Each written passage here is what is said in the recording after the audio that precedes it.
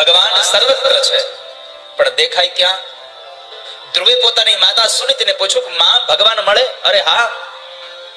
કેમ ન મળે? તો મને બતાવો ને ભગવાન ક્યાં મળે? અને ત્યારે માં સુનીતિ કહ્યું બેટા ભગવાન તો બધે છે પણ એવી જગ્યાએ મળે જ્યાં આપણને પ્રેમ જાગૃત થાય. પ્રેમ તે પ્રગટ હોય મેં જાના. જ્યાં પ્રેમ હોય ત્યાં તમને પરમાત્મા દેખાય. પ્રિયતમાને પોતાના પ્રિયતમની અંદર એટલો બધો પ્રેમ હોય છે પ્રિયતમમાં કે એક પ્રેમી અને એક પ્રેમિકા. પ્રેમિકા પોતાના પ્રેમીને એટલો બધો પ્રેમ કરે છે કે એને દરેક વસ્તુમાં દેખાય છે, દરેક જગ્યાએ પોતાને અનુભવે છે. કોઈને કહેતા નહીં તો એક વાત કહું, નહીં કોને? મને ભરોસો ન થાવ તમારા ઉપર.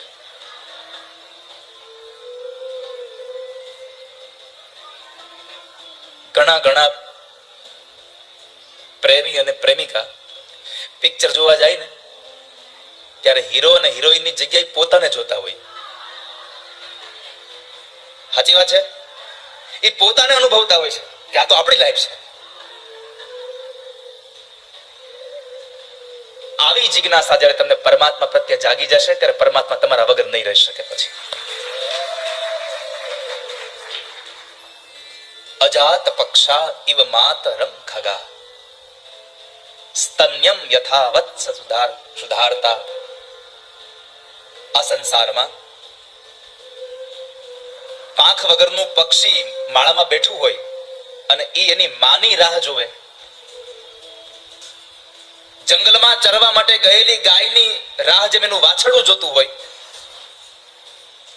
અને પોતાનો પતિ પરદેશ ગયો હોય અને એની પત્ની અહીંયા પોતાના પતિની રાહ જોતી હોય, આવી રાહ જ્યારે તમને જાગે ત્યારે તમને પરમાત્મા મળવા આવે. એમને ભગવાન મળવા નહીં આવે.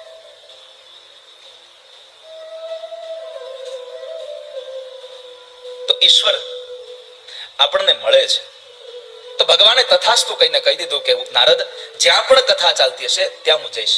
અમારું વચન છે.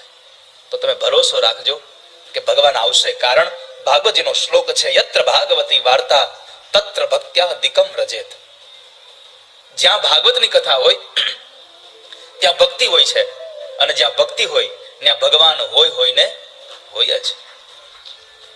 એટલે કથામાં ઠાકોરજી આવશે અને બીજા ત્રીજા દિવસે આવે કે ન આવે પણ એટલો તો ભરોસો રાખજો કે ચોથા દિવસે નંદ મહોત્સવના રૂપમાં ઠાકોરજી આવશે. આનંદ મહોત્સવમાં આવશે. પ્રભુ પધારશે.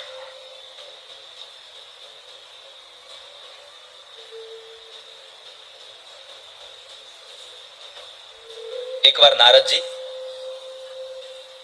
ભગવાનના ધામમાં ગયા, વૈકુંઠમાં. પરમાત્મા મળ્યા નહીં. બીજી વાર ગયા, ભગવાન મળ્યા નહીં. ત્રીજી વખત નારદજી ગયા અને ભગવાન બરાબર મળ્યા. તો નારદે ભગવાનને પ્રશ્ન પૂછ્યો, પ્રભુ તમે હમણાંથી વૈકુંઠમાં મળતા નથી તો ક્યાંય બીજે રહેવા તો નથી વહી ગયા ને? ક્યાં રહો છો તમે?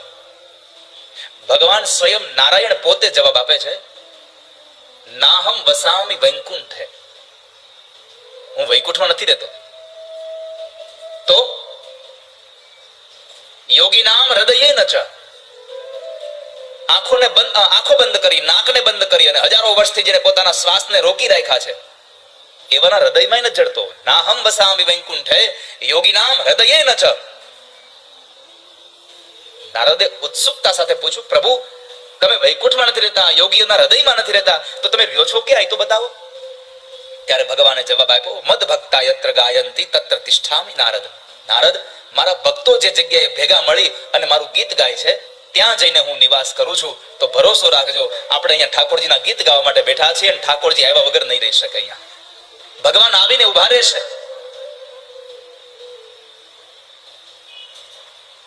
આપણે ભગવાનને જોવા આવ્યા છીએ.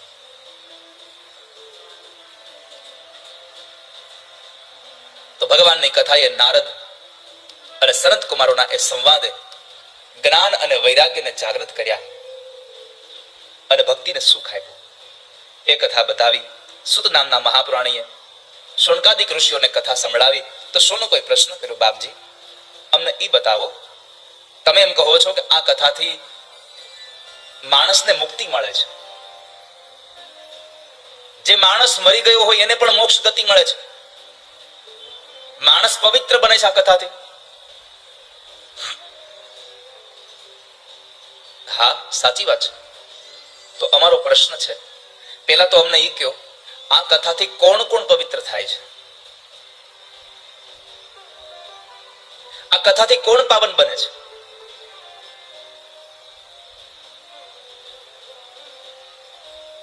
શૌનકો, આ કથાથી પંચોગ્ર પાપા છલ છદ્મકારિણ, પંચોગ્ર પાપા છલ છદ્મકારિણ ક્રૂરા પિશાચા નિર્દયાશ્ચયે બ્રહ્મસ્વપુષ્ટા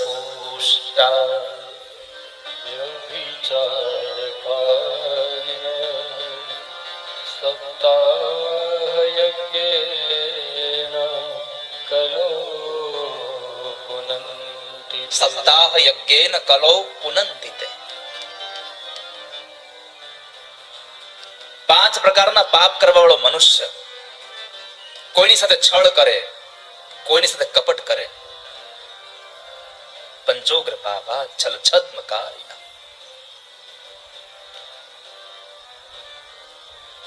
પિશાચ જેવું જેનું કર્મ હોય, ક્રૂર બન્યો હોય, કોઈને પ્રત્યે દયા ભાવ ન હોય, બ્રાહ્મણનું ધન લઈને, બ્રાહ્મણનું એટલે કે કોઈ જ્ઞાતિની વાત નથી હો, શાસ્ત્રનું ધન લઈને, ધર્મનું ધન લઈને જે પુષ્ટ થયો હોય, ધર્મના નામે પૈસા લઈને જે માણસ પુષ્ટ બને, ત્યાં સંસારનો પાપી મનુષ્ય છે. વ્યભિચાર કરનારો હોય, નિર્દય હોય, હાવ એવા લોકોને કથા પાવન કરે છે. આ બધી જ વસ્તુ જાણી જોઈને કરી હોય ને નહીં, અજાણતાથી થઈ ગઈ હોય એના માટે છે. તમે એવું ન સમજતા કે ઓહો દાદાએ તો આપણો માર્ગ ખુલ્લો કરી નાખ્યો, પાપ કરો ને કથા સાંભળો એટલે બધું રેડી, એના માટે નથી. આ તમારાથી કોઈ અજાણતાથી આવી કોઈ ઘટના ઘટી ગઈ હોય તો એમાંથી તમને મુક્ત કરાવે છે. તમે જાણી જોઈને પાપ કરો એમાંથી મુક્ત ન કરાવે. તો બાપજી અમને બતાવો ને, કોઈ એવો ખરો પાપ કરવામાં જેને પાછું વાળું જોયું ન હોય, મર્યા પછી અવગતે ગયો હોય અને છતાં એને પાછળ કથા થાય ને એને મોક્ષ ગતિ મળી ગઈ હોય, એવી ઘટના ખરી છે ને? અમારે સાંભળવી છે, અમને સંભળાવો.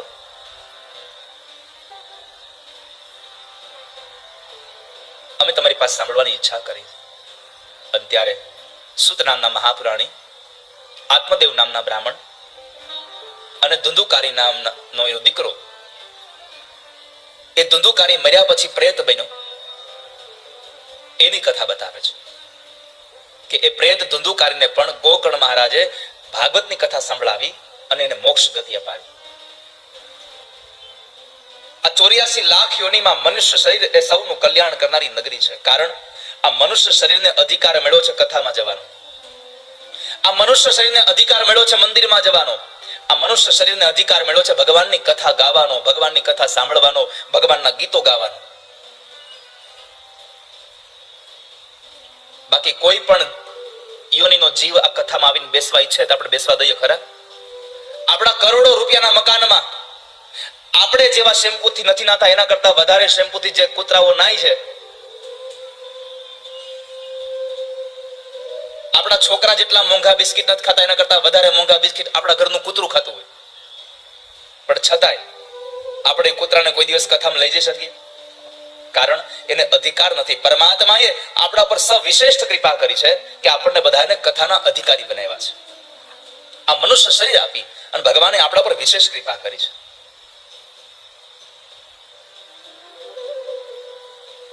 બાકી બધી જ યોની આપણી જેમ જેટલું આપણે ક્રિયા કરીએ બધું જ ક્રિયા કરે. આહાર નિદ્રા ભય મૈથુનમ આપણે જમીએ છીએ, બીજી યોનીના જીવાત્મા જમે છે. આપણે જમીને સુઈ જઈએ, ઈ સુઈ જાય છે. આપણને મૃત્યુનો ભય સતાવે, એને મૃત્યુનો ભય સતાવે છે. આપણે મૈથુની સૃષ્ટિ દ્વારા આપણે આપણા વંશની વૃદ્ધિ કરીએ, એ પણ બધી જ યોનિમાં જીવાત્મા મૈથુની સૃષ્ટિ દ્વારા પોતાના વંશની વૃદ્ધિ કરે છે. તો આપણામાં ને એનામાં ફેર ક્યાં રહ્યો? બસ એટલો જ ફેર છે કે આપણે ભગવાનની કથામાં જઈને બેસી શકીએ, એ લોકો નથી આવી શકતા. ભગવાને વિશેષ કૃપા આપણા ઉપર કરી છે. ઠાકોરજી આપણા ઉપર અનુગ્રહ વરસાવ્યો છે. તો શ્રેષ્ઠ કલ્યાણ કરનારી નગરી આ મનુષ્ય અવતાર, એમાં 4 વર્ણના લોકો રહે છે. એમાં બ્રાહ્મણ એક આત્મદેવ, પોતાના કર્મની અંદર તત્પર, સત્ય સત્કર્મ તત્પરાહા,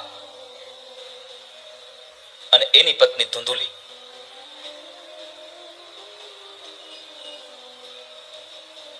ધુંધુલીનો અર્થ છે આ બુદ્ધિ.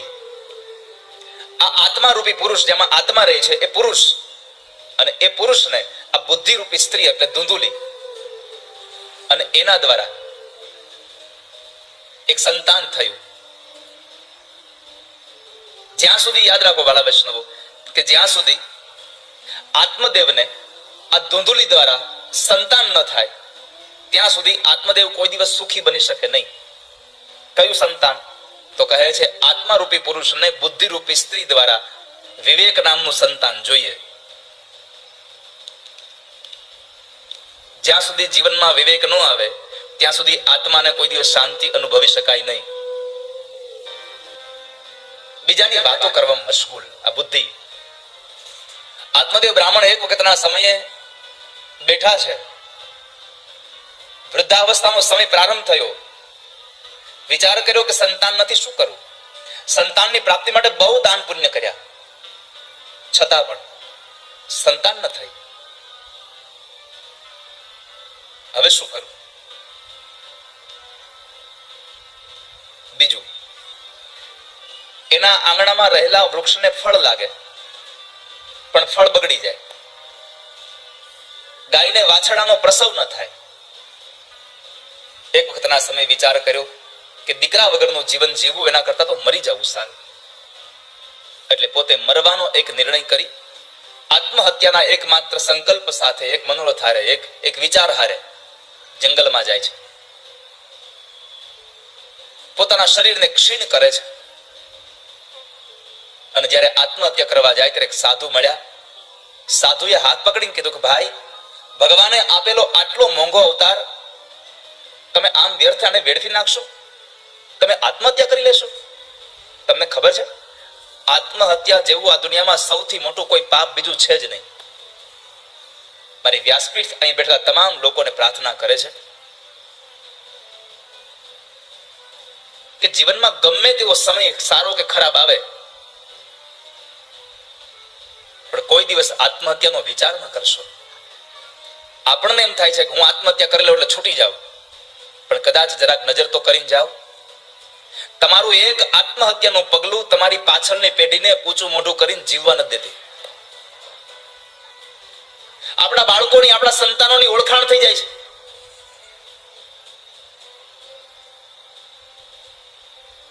ગામની બજારમાં એક યુવાન આમ નીકળ્યો. 2 વડીલો ઉભા હતા.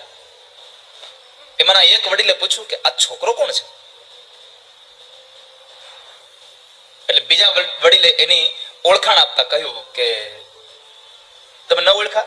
ફલાણા ભાઈનો દીકરો છે. એના બાપુજીનું નામ આપ્યું, ફલાણા ભાઈનો દીકરો છે. તોય ન ઓળખાણ પડી. હજી ન ઓળખા? ના ના, હજી મને લાઈટ ન થઈ. પછી પેલા માણસ ઓળખાણ આપી કે જુઓ ને, પેલો વાડી જઈને ગળા ફાંસો ખાઈને ભાઈ ગુજરી ગયો. હા હા, આ એનો દીકરો. સમજાય છે મારી આ વાત? તમારા આવનારી પેઢીની ઓળખાણ તમારી આત્મહત્યાનું પગલું બની જશે. એના બાપનું નામ નીકળી જશે. કોનો છોકરો છે? તો કે પેલો દવા પીને ગુજરી ગયા ભાઈનો છોકરો છે. પેલા અગ્નિમાં બળી મર્યો, આ એનો છોકરો છે. મારી કરબદ્ધ પ્રાર્થના છે, તમારા દીકરાઓને આ તમારું કલંક આપી ન જશો. સમય ગમે તેવો ખરાબ આવે, આજ નહીં તો કાલ એ સમય જતો રહેશે. કારણ કે સમયને ચાલવાનો ક્રમ છે, અને એ ચાલ્યા વગર રહેતો જ નથી. જીવનમાં સુખી થવા માટેનું સૌથી શ્રેષ્ઠ કોઈ ઉદાહરણ, સૌથી શ્રેષ્ઠ સૂત્ર હોય તો જીવનમાં લખી રાખવું, આ સમય હમણાં જતો રહેશે. આ સમય હમણાં જતો રહેશે. આ સૂત્ર એટલા માટે કહું છું, એ સુખનો હોય તોય ભલે અને દુઃખનો હોય તોય ભલે, સમય વયો જશે એ પાકું છે. એટલે સુખનો સમય હોય ત્યારે તમે તમારું અને તમારા લોકોનું ધ્યાન રાખી લેજો. દુઃખનો સમય આવશે ત્યારે તમારા લોકો તમારું ધ્યાન રાખી લેશે. માટે ખરાબ વિચાર ન કરશો. મહાત્માજી રોકે છે, ભાઈ શું કામ મરી જવું છે? આવો હલકો વિચાર ન કરો. શું દુઃખ પડ્યું? આત્મદેવ બ્રાહ્મણ કહે છે, મહારાજ મારે સંતાન નથી. અરે સંતાન નથી એમાં આ પુત્ર વગર તમારે આમ મરી જવું છે? આત્મદેવે કહ્યું, મહારાજ તમે રહ્યા સંન્યાસી ને અમે રહ્યા સંસારી, એટલે સંસારીને દીકરો નથી એનું દુઃખ કેટલું હોય તમને નહીં સમજાય. મહાત્માજીએ પૂછ્યું કે તમારા દીકરાનું કામ શું છે? તો કહે છે, પુત્ર ન હોય તો પોમ નામના નરકમાંથી તારે કોણ? પિંડદાન કોણ કરે? અમારું શ્રાદ્ધ કોણ કરે? અને ત્યારે મહાત્માજીએ એનું નિવારણ કર્યું કે ભૂદેવ જરાક દુનિયામાં જે નજર તો કરો, દીકરા વગરના રોવે છે, જેની ઘરે 4 દીકરા છે એ માથે ઓઢીને રોવે છે. દીકરા નથી તો આમ જગ જાહેર રોઈ શકે છે કે અમારે દીકરો નથી એનું દુઃખ છે, પણ જેને 4 દીકરા છે એ કોને કહેવા જાય? એટલે ઈ લોકો કોઈને ખબર ન પડે એ માથે ઓઢીને રોઈ લે છે. તમારે દીકરો નથી એ તો ભગવાનની કૃપા સમજો. આવો વિચાર ન કરો. શાંત રહો. પણ આત્મદેવને દીકરાના નામનું ભૂત વળી ગયું. અને સંસારનો નિયમ છે, લાતો કે ભૂત બાતો સે નહીં માનતે. બહુ સમજાવે છે તો કહે છે કે દીકરો ન હોય તો મને નરકમાંથી તારે કોણ? વાત સાચી છે. શાસ્ત્રના નિયમ પ્રમાણે કોઈ પણ વડીલનું મૃત્યુ થાય, ઘરમાં કોઈ પણનું મૃત્યુ થાય, એની પાછળ પિંડદાન થાય. દીકરો પિંડદાન કરે તો મોક્ષ ગતિ મળે, આ વાત બરાબર છે. પણ દીકરો સારો હોય તો મોક્ષ ગતિ અપાવશે. બાકી હવે તો સમય કેટલો પરિવર્તિત થયો છે. અત્યારે તો એજ્યુકેશનનો એટલો બધો યુગ આવ્યો, એટલું બધું લોકો ભણી ગયા છે, એની વાત ન પૂછો. પેલાનો એક આપણો સમય હતો કે આપણા ઘરમાંથી કોઈ માણસનું મૃત્યુ થાય તો આપણે 12 દિવસ સુધી શોક પાળીને બેસતા હતા, આંગણામાં, ઘરમાં, ઓસરીમાં. આજે એ 12 દિવસમાંથી હવે 2 કલાકનું બેહણું થઈ ગયું. ખાલી સાદડી બેસણું, તમે જે બોલતા હો તમારી, કારણ કે 12 ગાવે બોલી બદલે. 2 કલાકનું બેસણું થઈ ગયું. ચાલો એને હજી સ્વીકાર લે, ભાઈ ચાલો ભાઈ 12 દિવસ તો સમય ન કાઢે, પણ 2 કલાકમાં બધા લોકો આવીને મળીને જતા રહે, હવ ના કામે લાગી જાય. પણ પેલાનો એક સમય હતો કે 12મા દિવસે આપણે એની ઉત્તર ક્રિયા કરાવતા હતા. આજે તમે જુઓ સંસારમાં 5મા દિવસે, 3જા દિવસે ઉત્તર ક્રિયા થઈ ગઈ છે.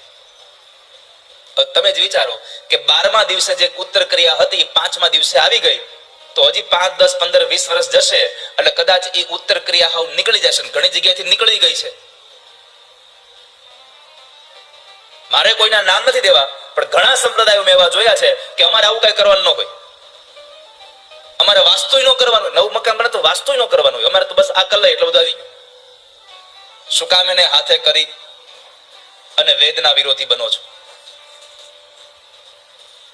તમામ સંપ્રદાયના ધર્મગુરુઓને મારી પ્રાર્થના છે કે તમારો સંપ્રદાય શ્રેષ્ઠ છે, અમે ના નથી પાડતા, પણ વેદોની જે આજ્ઞા છે એનું પાલન તો કરાવો. શું કામ એને મુકાવો છો? ઉત્તર ક્રિયાઓ કઢાવી નાખી. બ્રાહ્મણો જે ચોપડા પૂજન કરતા હતા એ બ્રાહ્મણોના હાથમાંથી ચોપડા પૂજન કઢાવી નાખ્યા. મારી ટકોર છે.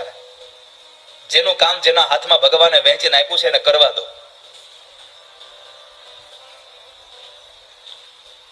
હાથે કરીને ભગવાનના ગુનેગાર ન બનશો. અને આપણને કોણ જાણે કેવી આંધળી પટ્ટીઓ બાંધી દીધી છે. આપણને પટ્ટી બાંધી તોય દેખાયા કરે છે.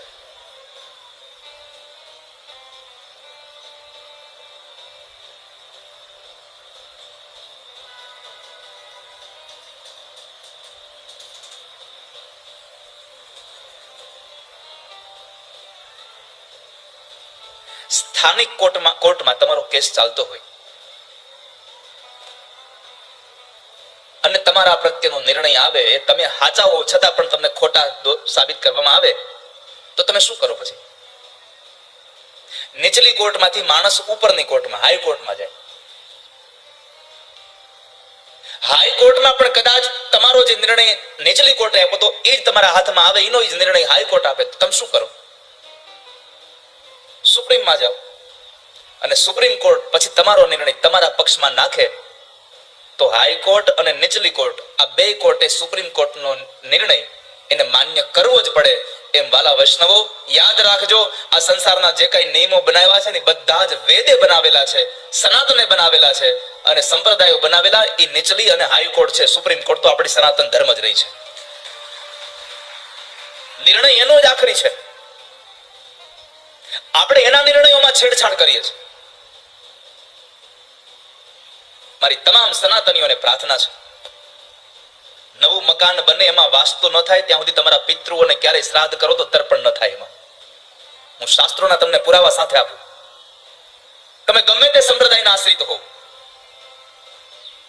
જ્યાં સુધી તમારા નવા મકાનની અંદર વાસ્તુ ન થાય ત્યાં સુધી તમારી કુળદેવી તમારા નિવેદ ન જમે કોઈ દિવસ.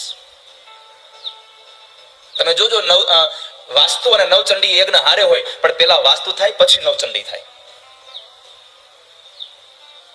મારી પ્રાર્થના છે તમને કે જે નવું મકાન બને એમાં ચીર તમારે શાંતિ અને સુખનો અનુભવ કરવો હોય તો વેદોની આજ્ઞા પ્રમાણે, શાસ્ત્રોની આજ્ઞા પ્રમાણે એનું પેલું વાસ્તુ કરાવજો. જે ટૂંકમાં મારો આ તો ખાલી એક એક્ઝામ્પલ છે, પણ જે ક્રમ આપણને આજ્ઞાઓ કરી છે એ આજ્ઞાઓનું પાલન કરજો, એને અનુસરજો. કોણ સુખી છે આ સંસારમાં? પણ મારે તમને પ્રશ્ન એ પૂછવો છે કે દીકરા આપણી પાછળ પિંડદાન કરે તો આપણને મોક્ષ મળી જશે?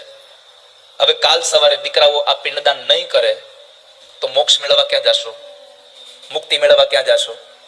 તમને ગતિ કોણ અપાવશે?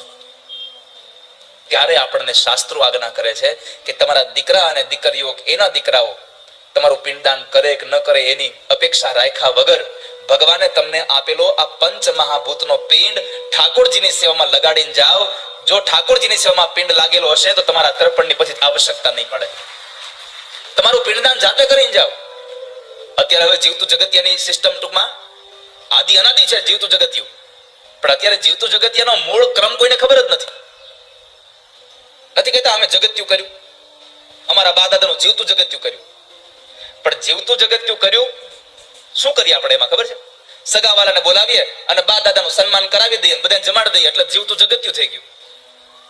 જરા કોઈ વિદ્વાન બ્રાહ્મણને પૂછો કે જીવતું જગત્યું એટલે શું, તો કહે છે કે જેનું તમે જીવતું જગત્યું કરો છો એ માણસના મર્યા પછી જે ક્રિયાકર્મ પિંડદાન તમે કરવાના હતા, જે દાન પુણ્ય તમે કરવાના હતા એ પિંડદાન એના હાથે કરાવવાનું.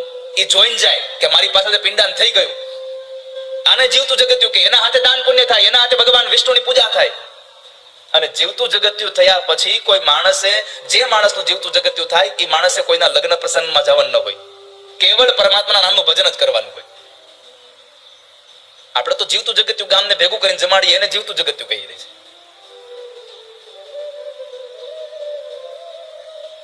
તો દીકરાઓ પિંડદાન ન કરે છતાં તમને મોક્ષ ગતિ મળે આવી તમારી ઈચ્છા હોય તો તમારી જાતે પિંડદાન કરીને જાજો. આ પંચ મહાભૂતનો પિંડ ઠાકોરજીને સેવામાં લગાડીને જાજો, પ્રભુની સેવા કરજો. એવા સમય દીકરાનું ભૂત ઉતારો.